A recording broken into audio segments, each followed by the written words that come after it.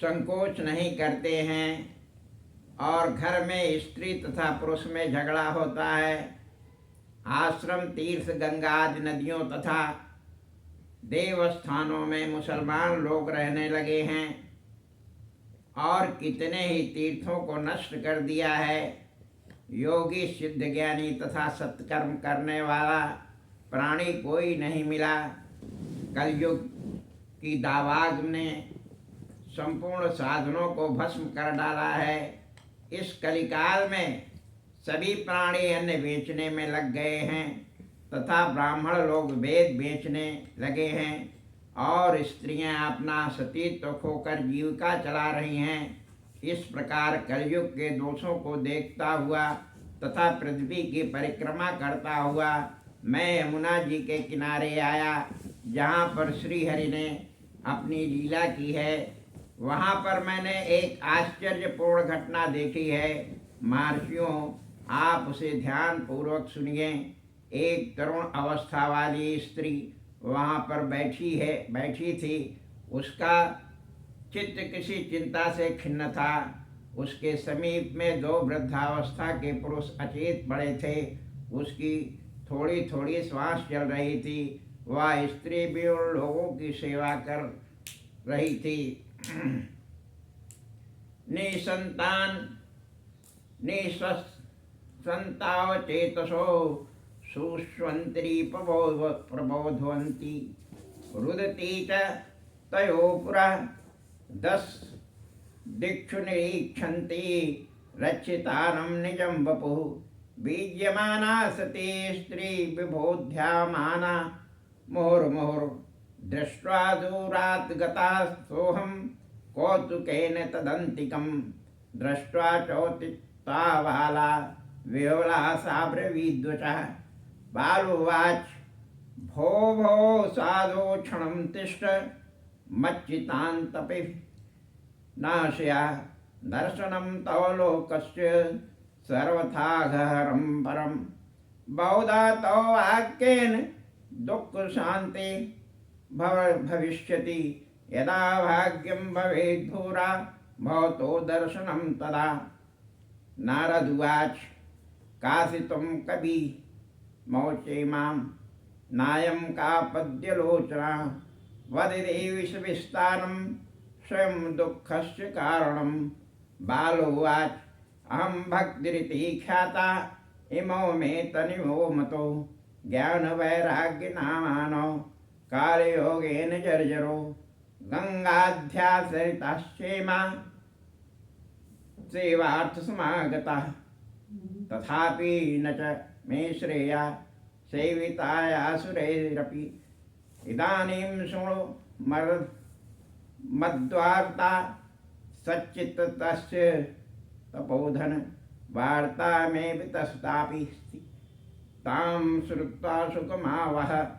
उत्पन्ना द्रविडेशाहं वृद्धिकर्णाटके गता क्वचिदाचिन्तमहाराष्ट्रे गुरुजनं जीर्णतां गता। तत्र गौरकले योगा पाखण्डे खण्डिताङ्का दुर्बला अहं चिरयाता। पुत्राभ्यां सह मन्दतां बिन्द्रावनं पुनः प्राप्य नवीनेव सुरीरिणी जाताहं योति सम्यक् प्रेष्ठरूपां तु सम्पदाम्। इमी तो शयितावत्र सुतो मे क्लिश्यत्समात् इदं स्थानं परित्यज्य विदेशं गम्यति। रही उनको जगाती थी और उनके समीप में बैठी हुई रो रही थी। वह अपने शरीर की रक्षा करने वाले परमात्मा को दसों दिशाओं में देखती थी। सैकड़ों स्त्रियां उसकी सेवा करती थी, समझती थी, समझाती थी और बार बार हवा करती थी। दूर से ये सब देखकर मैं उनके पास गया। मुझे देखकर वह उठ खड़ी हो गई तथा विवल वाणी से कहने लगी। युवती ने कहा, हे महात्मन, कृपा कर कुछ समय ठहर कर मेरी चिंता दूर कीजिए, क्योंकि आपका दर्शन संसार के पापों से तथा तापों से छुड़ाने वाला है। मुझे आशा है कि आपके वचनामृत से मुझे शांति प्राप्त होगी। जब मनुष्यों के पूर्व जन्मों का अथवा इस जन्म का भाग्योदय होता है तब आप जैसे महात्माओं का दर्शन होता है। श्री नारद जी ने कहा कि हे सुंदरी, तुम कौन हो और ये दोनों कौन है? तुम्हारे साथ कमल के समान नेत्र वाली स्त्रियां कौन है? देवी, तुम अपने दुख का कारण कहो। युवती ने कहा, हे मुने, मैं भक्ति हूँ और ये दोनों मेरे पुत्र हैं। इनका नाम ज्ञान तथा वैराग्य है। ये दोनों कलयुग के प्रभाव से बचपन में ही वृद्धावस्था को प्राप्त हो गए हैं। ये स्त्रियां गंगा यमुना आदि सरिताएं हैं। ये सब मेरी सेवा में प्रस्तुत हैं, तो भी मुझे शांति नहीं प्राप्त हो रही। यद्यपि देवता भी मेरी सेवा में लगे हुए हैं, किंतु मुझे शांति नहीं प्राप्त हो रही है। हे तपोधन, इस समय आप सावधान होकर मेरी बात सुनिए। मेरी वार्ता बड़ी विस्तृत तथा विचित्र है, तथा श्रवण कर मुझे शांति प्रदान कीजिए। हे महिषे, मेरा जन्म द्रविड़ देश में हुआ। कर्नाटक देश में मेरी वृद्धि हुई तथा कहीं कहीं महाराष्ट्र में भी उन्नति हुई, किंतु गुजरात देश में मेरी बड़ी अवनति हुई, अर्थात वहाँ जाकर मैं बूढ़ी हो गई। वहाँ पर घोर कलयुग के कारण पाखंडियों ने मुझे तथा मेरे अंगों को खंडित कर दिया। इसी कारण मैं पुत्र से दुर्बल हो गई हूँ। मेरे सारे अंग शिथिल हो गए हैं, किंतु इस परम पवित्र वृंदावन के संयोग से मेरा शरीर पुनः नूतन हो गया है और मेरा सौंदर्य बढ़ गया है, जो भक्तों के मन को हरने वाला है। ये सब हमारे दोनों पुत्र के कारण यहाँ सो रहे हैं। इनको बड़ा क्लेश है। इसका कारण अब हम लोग इस स्थान को त्याग कर किसी दूसरे स्थान पर चले जाएंगे। हे मुने, दोनों पुत्र वृद्धावस्था को प्राप्त हो चुके हैं, इस कारण मुझे बड़ा दुख है। हे भगवान, मैं किस कारण से युवती हूँ तथा ये मेरे दोनों पुत्र क्यों अकाल में ही वृद्ध हो गए हैं, इसका कारण कहिए। दुखेन दुखिता साम तु तरणी कस्मात् सुखो सुतो वृद्धि विमोक्ता त्राणाम सह चारित्वादैप्रीत्यं कुतः स्थिता घटते जर्था माता तरुणो तनयाविति अतः शोचयाम चात्मानं विस्मया विष्णुमानसा वद योगिनिधे धीमान् कारणं चात् किं भवेत्। नारदुवाच, ज्ञानिनात्मनि पश्यामि स्वरमे तत्त्ववानधे न विषादस् त्वया कार्यो हरीशं करिष्यति। सूतुवाच, क्षणमात्रेण तज्ज्ञात्वा वाग्यमुचे मुनीश्वरा। नारदुवाच, शृणुस्वां वैतावाले युगो अयं दारुणः कलि तेन लुप्ता सदाचारो योगमार्गास्मापि च जना अधासुरायन्ते साक्षात् दुष्कर्म कारिणी ईशन्तो विषीदन्ति प्रहस्यन्ति हासुदौ धत्ते धैर्य तु यो धीमान स धीरा पंडितो अथवा अप्रश्यवायान बलोक्येन शेष भार करी धरा। वर्षे वर्षे क्रमज्जात मंगलम नापि दृश्यते न तत्त्वाविस्तुते शाकं कोऽपि पश्यति साम्प्रतम्। उपेक्षिता अनुरागन्ध दये जर्जरेत्वेन संस्थिता वृन्दावनस्य संयोगात् पुनस्त्वं तरुणी भवा। धन्य वृन्दावनं तेनं भक्तिर्नित्य यत्र च अत्रैव ग्राहकाभावान् जरामिपे मुञ्चत् किञ्चिदात्मसुखेन नेह प्रसुप्तिम् अन्त्यतेनयो। श्रीभक्तिर्वाच, कथं परीक्षिता राज्ञा अस्थापितो हा शुचिः कलि प्रवृत्ते कलो सर्वसारं कुत्र गतो महान्। करुणापरेण हरिः प्याधर्म कथमीक्षते इमं मे संशयं छिन्धि त्वाद्वाचा सुखितामस्यहम्। ये दोनों मेरे पुत्र क्यों अकाल में वृद्ध हो गए, इसका कारण कहिए। हम तीनों एक साथ रहते हैं, हम यह विपरीत क्यों हुआ। माता को वृद्धा होना तथा पुत्र को युवा होना तो लोक में घटता है। इसी कारण से आश्चर्यचकित होकर चिंता कर रही हूँ। इसलिए हे योगासन, इस विषय में आप कहिए क्या कारण है। श्री नारद ने कहा, हे निष्पापे, मैं ज्ञान के द्वारा विचार कर देखता हूँ कि इसमें क्या कारण है। तुम किसी प्रकार का खेद मत करो, श्री हरि सब कल्याण करेंगे।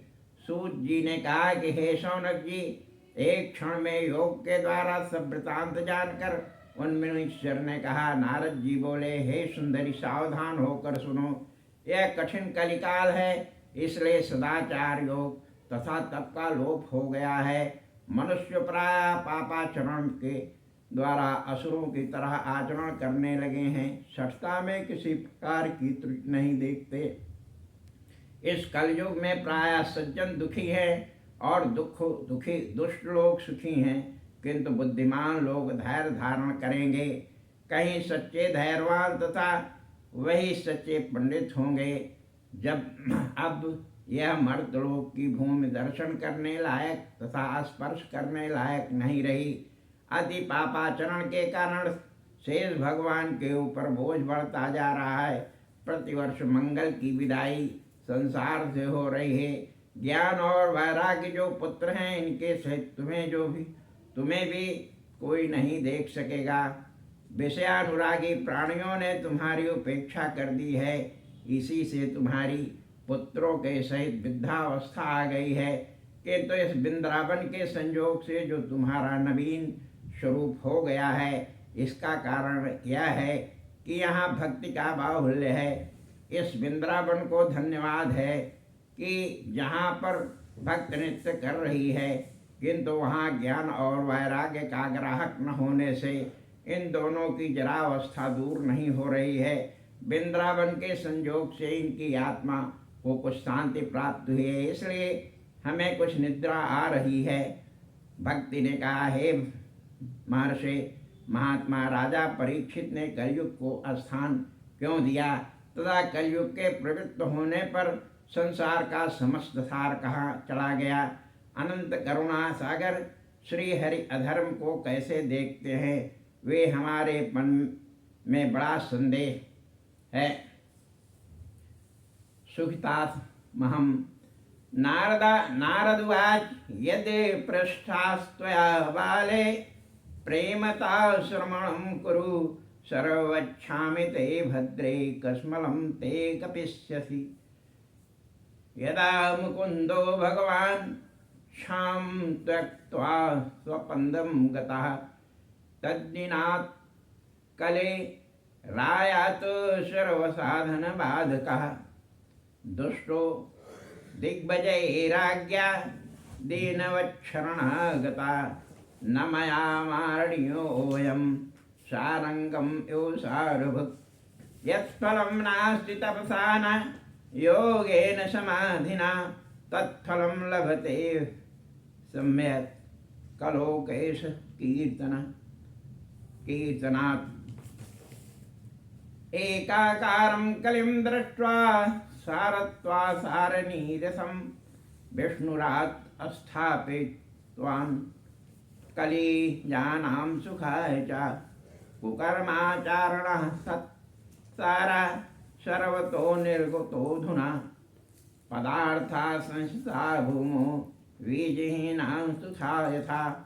विप्रये भागवती भागा वार्ता, गेहे गेहे जने जने, कारिता कलोभेन कथा सारास्तनो गता। अत्युद्धुर कर्माणो नास्तिकारोर्वाजना, ते यप्तिष्ठन्ति तीर्थेषु तीर्थसारास्तु गता। काम क्रोध महालोभा तृष्णा व्याकुल चेतसा, ते प्रतिष्ठन्ति तापसी तपासारस्ततो गतः।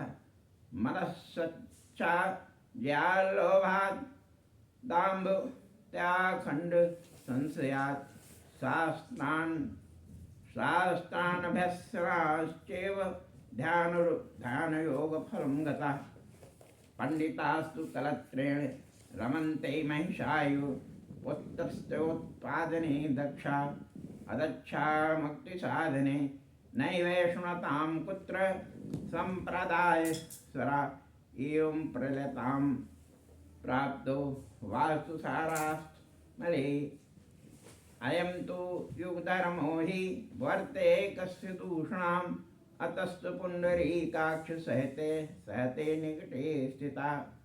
तो इसको आप दूर करिए, आपके वचनामृत से हमको बड़ी शांति प्राप्त हुई है। श्री नारद ने कहा, हे सुंदरी, जो तुमने मुझसे प्रश्न किया है उसका उत्तर प्रेम से श्रवण करो। मैं संपूर्ण वृत्तांत कहूँगा जिससे तुम्हारा मोह दूर हो जाएगा। जिस समय भगवान श्री कृष्णचंद्र इस पृथ्वी को छोड़कर गोलोक चले गए, उसी से संपूर्ण साधनों में विघ्न करने वाला कलयुग आ गया। जब राजा परीक्षित ने दिग्विजय में उसे देखा तब तो वह दीन के समान शरण में आ गया। उस समय राजा ने सोचा कि मुझे इसको नष्ट नहीं करना चाहिए, किंतु भ्रमर के समान इसका सार ग्रहण करना चाहिए, क्योंकि जो फल तपस्या योग समाधि आदि से प्राप्त नहीं होता वह फल कलयुग के भगवान के नाम कीर्तन से प्राप्त होता है। यद्यपि वह कलयुग पापों का घर है, तथापि एक ही गुण इसमें देखकर राजा परीक्षित ने कलयुग में होने वाली प्राणियों के सुख के लिए इसे रहने दिया। मनुष्य के कुकर्माचरण के से संपूर्ण सार इस समय निकल गया है, जिसमें पृथ्वी में पदार्थ बीज रहित छिलके के समान निस्सार हो गया है। ब्राह्मणों ने पैसे के लोभ में भागवत की कथा घर घर में प्रत्येक मनुष्य में फैला दी है, जिससे कथा का सार चला गया है। अत्यंत उग्र कर्मों के करने वाले नास्तिक और पापी मनुष्य भी तीर्थों में रहने लगे हैं, इससे तीर्थों का सार चला गया है। काम क्रोध लोभ तथा तृष्णा के द्वारा व्याकुल चित्त वाले भी तपस्या कर रहे हैं, इसलिए तप का सार नष्ट हो गया है। मन की चंचलता के कारण तथा लोभ दंभ पाखंड आदि के आश्रयण करने से, शास्त्र का अभ्यास न करने से ध्यान तथा योग का भी फल नष्ट हो गया है। आजकल पंडित लोग पशुओं की तरह विषयासक्त हो गए हैं। पुत्र के उत्पन्न करने में तो वे बड़े कुशल हैं, तथा अपने को संसार बंधन से छुड़ाने में असमर्थ हैं। आजकल संप्रदायानुसार वैष्णव धर्म कहीं दृष्टिगोचर नहीं होता। इस प्रकार प्रत्येक स्थान में वस्तुओं का सार नष्ट हो गया है। यह तो युग का धर्म है, इसमें इसका प्रचार अधिक है, इसलिए भगवान समीप में रहते हुए वे कलयुग के अत्याचार को सह रहे हैं। श्री सूत जी ने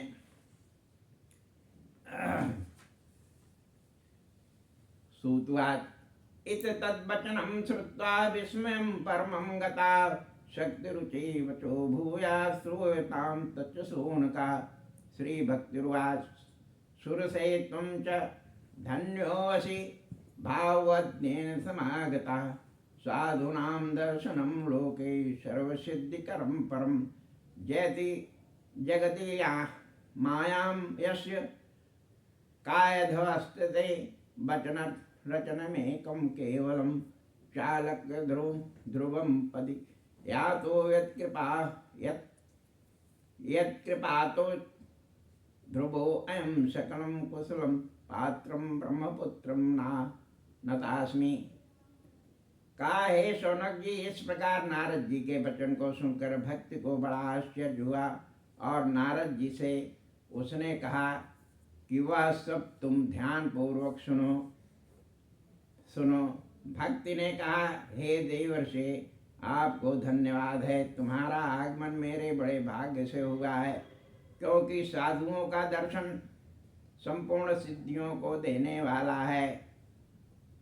आपके जिन वचनों को मानकर कथादु के पुत्र प्रहलाद ने भगवान की माया को जीत लिया तथा सुनीत का पुत्र ध्रुव भी आपके वचनों को धारण करके ध्रुव पद को प्राप्त हो गया।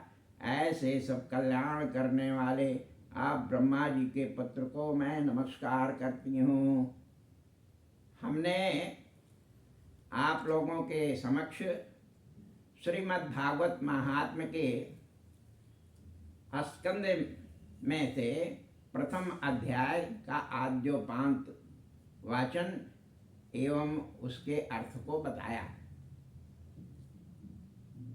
करत करत अभ्यास के जड़मति होत सुजान। अगर किसी भी चीज के, अगर किसी भी शास्त्र को बार बार पढ़ा जाए और अभ्यास किया जाए तो अगर अज्ञानी भी है तो वह भी ज्ञानी हो जाता है। और अगर कोई यह समझे कि इतना कठिन शास्त्र है, इसे हम कैसे अध्ययन करेंगे और उसे कैसे समझ पाएंगे, तो उसके बारे में हम आपसे कहना चाहते हैं कि अनभ्यासे विषम शास्त्रम। जिस शास्त्र का अभ्यास नहीं किया जाता, पढ़ा नहीं जाता, वह ऐसा लगता है कि बहुत कठिन है, वो विष के समान कष्ट देने वाला है। लेकिन अगर उस शास्त्र का अध्ययन किया जाए, उसका अभ्यास किया जाए, तो वह जो है वो सरल हो जाता है और इतना सरल हो जाएगा कि आपको वो मार्ग बताने वाला हो जाएगा, आपका ज्ञान वर्धन करने वाला होगा। आज के अवसर पर हमने आपके समक्ष श्रीमद् भागवत पुराण के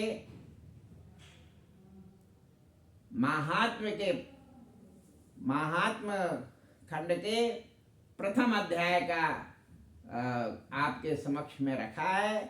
आप सब लोग जो है इससे लाभ उठाएंगे। आपसे निवेदन है कि आप भी स्वयं श्रीमद् भागवत कथा की ग्रंथ को की व्यवस्था करें और आप भी मेरे साथ इसका करें, या हमने जो वीडियो बनाया है इसके सहारे जो है इसका अभ्यास करें। भगवान जो है आपको ये इस योग्य बनाएगा कि आप शास्त्रों के समझने के योग्य बनेंगे और तदनुसार भगवत आचरण करेंगे। आज के अवसर पर इतना ही। आज मैं अपनी वाणी को विराम देता हूँ। अगला वीडियो इसके क्रम में पुनः शीघ्र ही बनाऊंगा और उसको सुन करके आगे लाभ उठाएं। जय श्री राम। श्रीमद् भागवत की कथा के उपरांत वासुदेव भगवान कृष्ण की वंदना करता हूँ और आपसे निवेदन करता हूँ कि आप भी उनका स्मरण करके इसका आगे श्रवण करें। जय श्री राम।